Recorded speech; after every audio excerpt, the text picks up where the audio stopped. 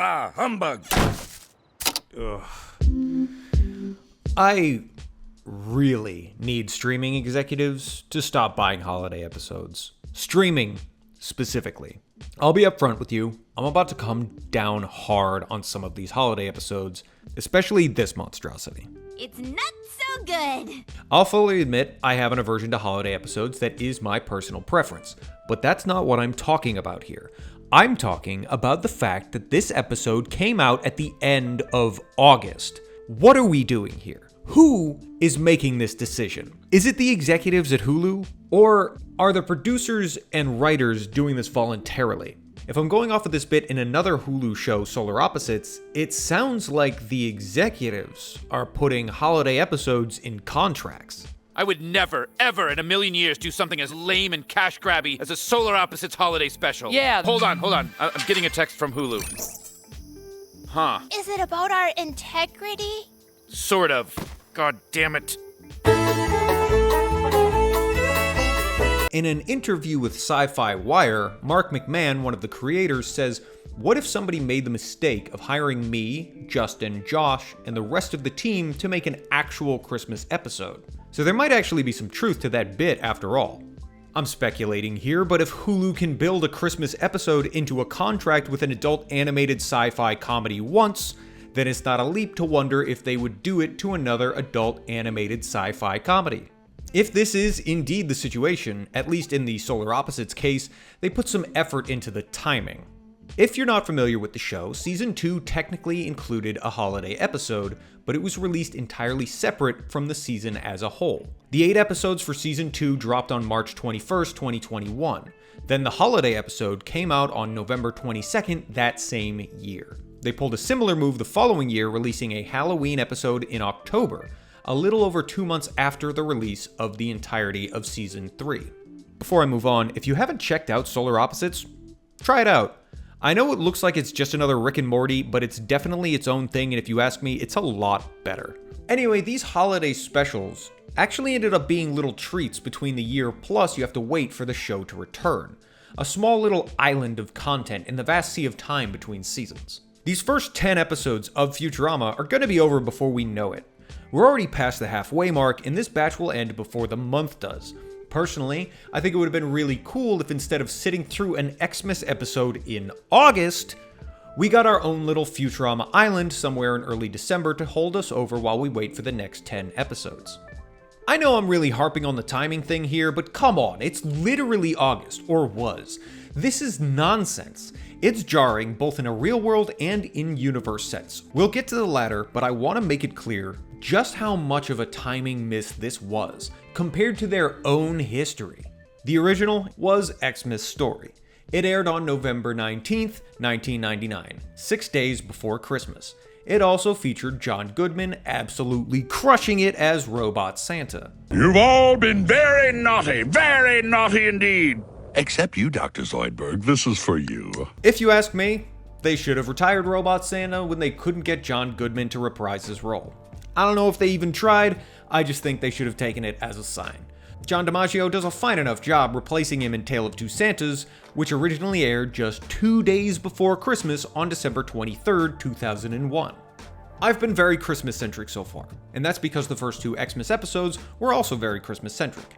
We're introduced to Kwanzaa, and the Hanukkah zombie is mentioned in dialogue, but these episodes revolve around Christmas. They also aired around Christmas as well, which is my point. The later episodes get a little further away from Christmas, both in terms of the timing and the episodes themselves. The Futurama Holiday Spectacular, poorly named, aired on November 21st, 2010, which is almost a full month prior to Christmas. But, to be fair, this is the last episode that aired that year, so it is the closest they could get to Christmas that season. Additionally, while Christmas was a month away, Hanukkah was from December 1st to December 9th that year, which is pretty close to November 21st. This episode in particular was divided into 3 subparts: a Christmas portion, a Kwanzaa portion, and a Robonica one. Look, I'm not going to sit here and tell you what jokes cross the line. I'm not trying to be the arbiter of what is and isn't offensive, but kicking Hanukkah to the side for Bender's invented Robonica and delivering jokes like this? Mine is called a droidal and it's rigged to make you pay. Well, let's just say it's not fucked up. The contrast between this segment and the one that follows is striking, because instead of making up a holiday, it actually tries to explain some of the traditions of Kwanzaa. I think there's one called Nia, but I don't speak Swahili. Something about a pine tree and a all wrestling dealing. Or seems to, at least. Look, I'm not black, Jewish, or Christian for that matter, so maybe I should be done talking about the accuracy of these episodes and get back to my point that shitty episode or not, at least the timing was decent. The proper timing of these episodes is almost always on point. The one exception is Bender's Big Score. It originally aired in March 2008, but the original release of the movie on DVD was November 27th, 2007, which makes the decision to include holiday themes defendable, at least. I thought I was going to be able to get at least to October before Christmas was getting shoved down my throat. Instead, on August 28th, I'm getting what is fundamentally the most holiday-ass Xmas episode I've ever seen from Futurama. And I can't tell if this episode ends with Robot Santa dead or not. He's in pieces, sure, but he sounds operational. And unfortunately, this is important because Futurama seems to be getting more and more serialized and these episodic events feel canonical. Is Robot Santa dead? Is Xmas officially over in the Futurama universe? Is it actually going to be Christmas going forward? Did they literally just put the fucking Christ back in Christmas? I must know. I care deeply about the concrete continuity of this universe. How dare you lie in front of Jesus? Okay, fine. I don't. I just need to know if there's going to be an actual Christmas episode sometime in the future, when the show is canceled and re-revived in 20 years after Billy West has died and they replace him with an AI. Then you've got humans voiced by a robot and then a robot voiced by a human on the same show. Sounds like a great idea. How dare you lie in front of Jesus? Sorry, I am off the rails here. Clearly, I had some problems with the timing of this episode. Not just our own timing, but as I mentioned, the in-universe timing as well. They've established this idea that the show takes place 1,000 years ahead of our own time. But now it's 1,000 years in like 4 months or some shit. This coming week's episode would take place in the year 3024 by that logic. A week after Christmas is January 1st. Who would have guessed that in a time travel episode, the time travel isn't what messes up the show's place in time? The time travel itself is actually done very well. But that should be expected considering it's just a remix of the show's 2 Emmy-winning episodes, The Late Philip J. Fry and Roswell That Ends Well. It operates under the same rules as Roswell, which they just outright tell you. But I'll go alone to minimize the chance of anyone becoming their own grandfather. It makes the fact that the professor is the cause of Robot Santa's evil ways pretty obvious right from the start. They even use the same time travel machine as Late Philip J. Fry, which is the first time the show has ever used the same method of time travel more than once, though the vehicle has been upgraded significantly to just a general time machine rather than a forward-in-time machine. This addition does allow for a fresh wrinkle that saves the episode from just being a complete rehash of its best 2 time travel episodes. I'll admit, when Robot Santa started attacking after he was seemingly killed in the past by Bender and Zoidberg, I was ready to call bullshit. It took me until Robot Santa bent down to pick up the cookie for me to realize what was going on. It shouldn't have. When Bender and Zoidberg are drunk and time travel halfway through the episode, we can clearly see stockings for Amy's kids and Nibbler's worms hanging over the fireplace. Both of these additions to the family were made this year, so this couldn't be in the past. It's the level of detail we've come to expect from this show. I also like the idea that Bender and Zoidberg are too intoxicated to realize what's going on. I do have one small problem with the time travel in this episode. And it's a big one. It doesn't involve Fry. Now, setting aside the fact that Fry has been pushed to the B-plot of nearly every episode except for the one that he didn't speak for most of, this particular sidelining of Fry is especially egregious. How are you going to have a time travel episode without the show's time travel character? Fry's defining characteristic is the fact that he's a time traveler. He literally doesn't exist without time travel. Fry's paradox is so much more complicated than the standard grandfather paradox. Enos was never Fry's grandfather, so killing him didn't change anything at all. Fry's paradox doesn't ask what happens when you kill your own ancestor, it asks where, more accurately actually, when did Fry even come from? Moreover, what the fuck even is Fry?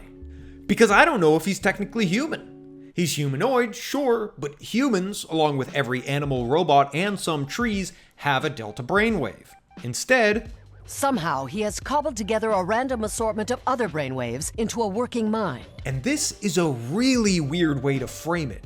A way that almost seems to imply some agency on Fry's part in his own manifestation. This is a wild assertion, and an even wilder one if you consider Fry's existence in a closed paradoxical loop. Fry only exists in the past because he came from the future to do the nasty in the pasty. But Fry only exists in the future because he was frozen from the past. Probably the closest thing we have to a start point for Fry is actually more of a midpoint. Or, more accurately, a nexus point between universes, at the space-time where you enter the cryogenic tube. You, and only you, can return there. Just prior to midnight, December 31st, 1999 at the cryogenics lab. This point in space-time is obviously incredibly significant for Futurama. In this scene, Fry has entered this universe from another plane of existence and has complete control over whether or not he goes to the future. In doing so, he also has the fate of the universe in his hands. In the Anthology of Interest, the show explores what would happen if Fry wasn't frozen. This particular tale of interest ends with him destroying the tube and subsequently the universe. You'd think it would be just Fry who disappears, a la Marty McFly, but instead the whole universe is destroyed. This could be, of course, just a product of the what if machine, but, as the professor put it, it is accurate to within 1/10 of a plausibility unit. So while it's not a sure thing, it's definitely possible that the result of Fry not entering the cryotube would destroy the entire universe. That is a pretty big deal for a single person's paradox. But that sort of result might be a little more plausible if that single person happened to be the human manifestation of time itself. Look, I know, a non-corporeal nebulous concept impregnating a woman that eventually leads to the birth of that concept in a human form seems bonkers.